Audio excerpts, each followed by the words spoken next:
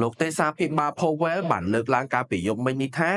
ពន្ធគយអាចនឹងជំរុញឲ្យអតិផរណាមានការកើនឡើងសូមស្វាគមន៍មកកាន់ព័ត៌មានហេរ៉ាញ់វត្ថុរបស់ FH Insight ការសង្ខេបព្រឹត្តិការណ៍ទីផ្សារប្រចាំថ្ងៃទី26 ខែមិថុនាឆ្នាំ2025ការពីយប់មិញនេះលោកទេសាភិបាល Powell បានលើកឡើង5ចំណុចធំៗដែលទាក់ទងទៅនឹងគោលនយោបាយរូបិយវត្ថុនិងស្ថានភាពសេដ្ឋកិច្ចរបស់សហរដ្ឋអាមេរិកចំណុចទី1បានលើកឡើងថាបញ្ហាពន្ធគយអាចជំរុញឲ្យអតិផរណាមានការកើនឡើងហើយធនាគារកណ្ដាលសហរដ្ឋអាមេរិកកំពុងរងចាំមើលមុនឈានដល់ការកាត់បន្ថយអត្រាការប្រាក់ចំណុចទី2ការកាត់បន្ថយអត្រាការប្រាក់អាចនឹងធ្វើឡើងគ្រប់ពេលវេលាប៉ុន្តែមិនទាន់មានការបរិច្ឆេទច្បាស់លាស់នោះទេគឺអាចធ្វើឡើងនៅក្នុងកិច្ចប្រជុំបន្ទាប់នេះចំណុចទី3ក្នុងចំណោមសមាជិកកម្ពុជា19រូបមាន10រូបបានរំពឹងថានឹងមានការកាត់បន្ថយអត្រាការប្រាក់ចំនួន2ដងនៅក្នុងឆ្នាំនេះហើយមានសមាជិកចំនួន7នាក់ទៀតបានរំពឹងថានឹងមិនមានការកាត់បន្ថយអត្រាការប្រាក់នោះទេនៅក្នុងឆ្នាំនេះប៉ុន្តែគឺអាចធ្វើឡើងនៅក្នុងឆ្នាំក្រោយគឺឆ្នាំ2026ចំណុចទី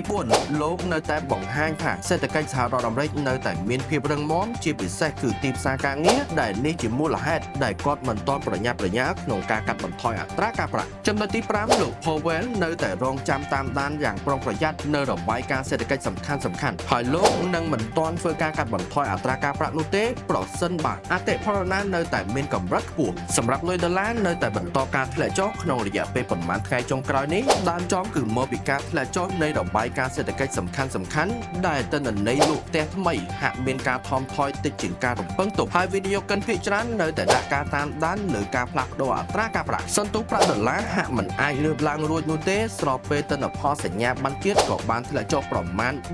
4.28% ហើយបើក្រឡេកទៅមើលតម្លៃប្រេងឆៅវិញក៏មានការកើនឡើងតិចតួចក្នុងបរិវេណតម្លៃ $65.23 នៅក្នុង1បារាំងទាំងដែលតម្លៃមាសហាក់ទទួលបានតម្រូវការមកវិញតិចតួចដល់បរិវេណតម្លៃ